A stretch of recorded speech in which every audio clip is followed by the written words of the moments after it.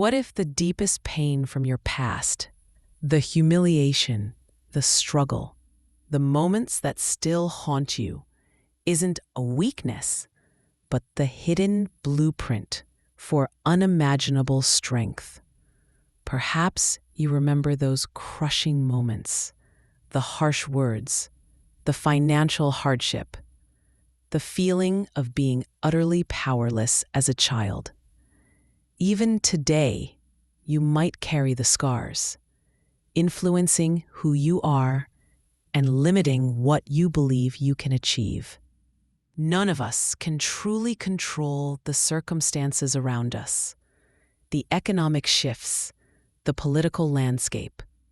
Yet you have ambitions, dreams you yearn to fulfill, and sometimes these clash with the very foundations of your past. But what if I told you there's a story, not just a tale, but a raw, unflinching account that mirrors the silent battles many of us fight? A story that reveals how to master your mind, even when your world feels utterly out of control.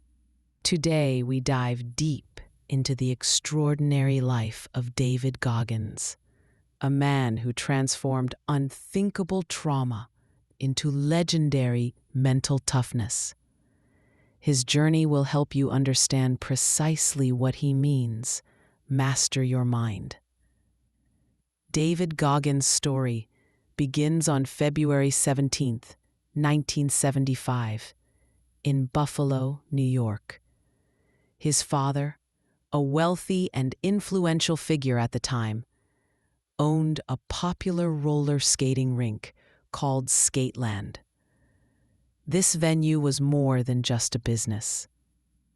It was a place where dreams and realities melded together in silence. It was his entire world, a place he used to hobnob with celebrities and businessmen. David's father demanded that his entire family work at Skateland. 6-year-old David, his brother, and their mother were all forced to work there late into the night. They weren't employees in title, but in treatment, enduring unimaginable cruelty. His father treated them with contempt. Daily beatings were common, and no one dared to protest. David's mother was constantly humiliated, unable to speak up, while his brother grew strangely submissive, seemingly accustomed to the abuse. After working all night, David and his brother would try to sleep in a small room, but the incessant noise from Skateland made rest impossible. To make matters worse, David's father was a severe alcoholic whose constant drunkenness only amplified his violence. Skateland served a dual purpose for David's father: a business by day and a bar by night. He'd entertain all sorts of people there, often openly flirting with other women right in front of his wife. Any look of displeasure from her would be met with a brutal beating. This horrific lifestyle took a heavy toll on young David. Exhausted and sleep-deprived, he struggled terribly in school, falling behind academically and developing a deep aversion to learning. But here's where a spark of hope, however dim, began to emerge. David was almost 8 when his mother finally reached her breaking point. One day, after yet another public humiliation, she declared to her children, "If you want to come with me, we're leaving now. I'm not coming back to this house again." His father scoffed, confident she couldn't leave. She had no job, no money, and he threatened to replace her instantly. But his words were meaningless. She had reached the point of no return. David's mother gathered him and his brother, found temporary refuge with a friend, and then moved them to her hometown of Brazil, Indiana. This marked the beginning of David Goggins' second chapter. In Brazil, Indiana, David's academic struggles were immediately apparent. He was enrolled in second grade again because his reading level was so low. Luckily, he had a dedicated teacher who stayed after school to help him, and with her support, he managed to pass the grade. However, in third grade, without the same teacher, David fell behind once more. A bad teacher insisted on placing him in a special needs class, which only intensified his feelings of helplessness and isolation. He began to stutter, his self-confidence plummeting. His mother, not wanting him to switch schools again, inadvertently contributed to his speech problems and the further erosion of his self-esteem. Desperate to keep up, David found an easier way out: cheating. He became so adept at it that he passed all his exams, fooling his teachers into believing he'd improved, all while taking a dangerous shortcut. Meanwhile, David's financial situation was grim. His mother worked in a small shop, and they lived in government-subsidized housing. Initially, she couldn't get welfare because she still had the car from her husband. But she ingeniously used her own mother's name to secure a meager $123 check each month. This barely covered their needs, but kept them afloat and allowed David to stay in school. But David's challenges didn't stop there. He was about to face a new kind of adversity. Brazil, Indiana, was a deeply racist town. Despite reading about figures like Malcolm X, David struggled with the constant negativity and hatred directed at him. He tried everything to fit in or stand out: strange clothes, unique haircuts, anything to attract positive attention. As he lost his greatest love, his only source of motivation, he was adrift, aimless. Years later, a new interest emerged: the Air Force. His grandfather, a proud veteran, had often spoken of his service, instilling a sense of honor in David. But reality hit hard. He needed to pass a test to enlist. His first instinct was to cheat, just as he always had. Unsurprisingly, this approach failed. This was the pivotal moment. David Goggins confronted his reflection, recognizing his life had been a series of failures with no overarching purpose. He decided to change. He worked tirelessly, shedding his old habits, and ultimately earned his place in the Air Force. He'd overcome so much, but a fresh challenge was waiting. At the end of his first year, a letter arrived for his mother. If David's grade, he didn't just want to be average. He wanted to excel, to truly belong in his chosen field. David's ultimate goal was to become a pararescue man, responsible for rescuing downed pilots. But there was a massive obstacle. He needed to learn to swim. Not just survive in water, but become an expert. The problem?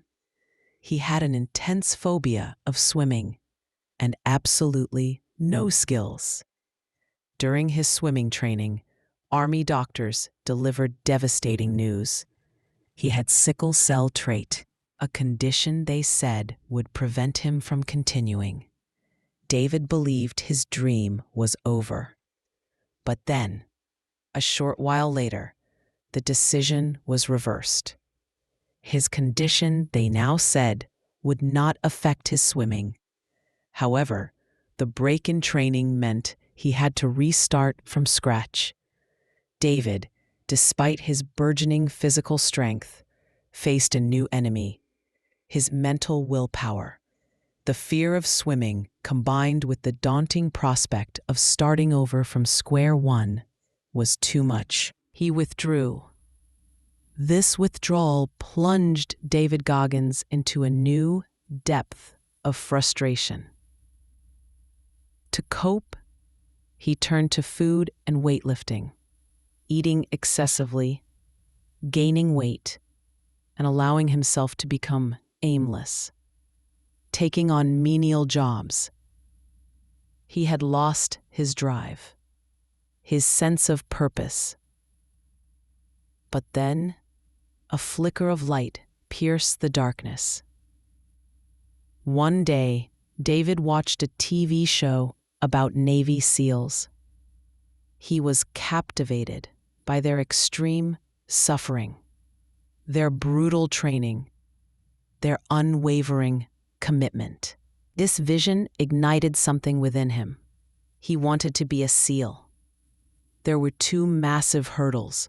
His weight had ballooned to 135 kilograms, 297 pounds, and he needed to be under 95 kilograms, 209 pounds, to even apply. Plus, the entrance test was famously brutal. This period was one of the hardest of his life, filled with the familiar fear of failure.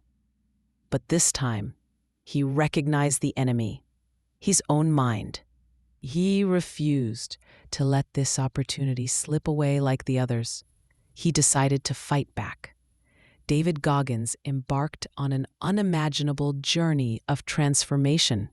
He shed the weight, enduring intense exhaustion and even breaking his legs multiple times during training attempts. After many applications and failures, he finally passed the test. He became a Navy SEAL. At this point, David Goggins had achieved an unparalleled level of mental control. He began to view challenges differently, leading to accomplishments that defied human limits. He not only completed 60 races, but mastered ultramarathons and ultra-triathlons, extreme endurance events far beyond what a normal human being could conceive. In 2013, he earned a Guinness World Record by completing 4,030 pull-ups in just 17 hours, becoming the person who did the most pull-ups in the world within 24 hours. 2 years later, in 2015, he conquered his lifelong fear of water, swimming for over 11 hours and covering more than 80 miles, the longest swimming distance anyone had ever recorded. David Goggins' life offers 4 crucial lessons for mastering your mind and forging an unshakable will. Self-accountability, enduring hardship, visualizing success, and shifting your perspective on failure. First, self-accountability. To hold yourself accountable, you must confront the obstacles that shaped your life, both past and present. David recommends starting a journaling process. Write down every difficult experience you've endured. Ask yourself, what difficult circumstances did I face growing up? Did I avoid challenges, never learning to step outside my comfort zone? And what challenges am I currently facing? The second part of accountability is what David calls the accountability mirror. This involves breaking your big goals and dreams into controllable, specific steps. Look at your desired achievements. Then use sticky notes to outline the precise points you need to focus on for each step. Follow this plan daily, relentlessly pursuing your goal. Next, enduring hardship. We all have an internal governor, much like a car's speed limiter. This mental governor triggers pain, insecurity, and the urge to quit. To push past it, David says you must constantly set new, slightly higher levels. If you can run for 15 minutes, strive for 17. That small extra effort, consistently applied, gradually increases your mental and physical capacity. But how do you sustain that drive? David calls it your cookie jar. This is your personal vault of motivation. Use your journal to record every significant victory, goals achieved at work, milestones reached in your passions. This list becomes your ultimate source of encouragement, propelling you forward when the going gets tough. The third pillar is visualizing success. David emphasizes anticipating the obstacles you might face on your path. Have a clear mental image of the challenge. Then, proactively strategize how you will overcome that difficulty. This is what Goggins did while recovering from multiple fractures during his Special Forces training. Despite crippling doubt, he visualized his recovery and the triumph of completing his training. This mental rehearsal became a powerful force, helping him persevere to his ultimate goal. Finally, our perspective on failure. Many of us fear failure so much that we never even try. David insists you must view failures as invaluable learning opportunities. This reframe makes the things you fear seem far less dangerous. When you tackle a new goal, you grow. To truly change your perspective on failure, David suggests a two-step process. First, reflect on your most recent failure. Second, use your journal to answer 5 crucial questions that will help you evaluate that experience. What did I do well in preparing for this? How did I deal with the failure itself? How did this failure affect my relationships? How did it impact my life? And most importantly, how can I deal with failure differently next time? David Goggins. Life is a testament to what happens when you stop letting your past dictate your future. It's about harnessing your pain, confronting your fears, and systematically rebuilding yourself stronger than ever before. So the question isn't if you faced hardship, but how you choose to use it. Will you let your past define you, or will you use it as your unshakable foundation?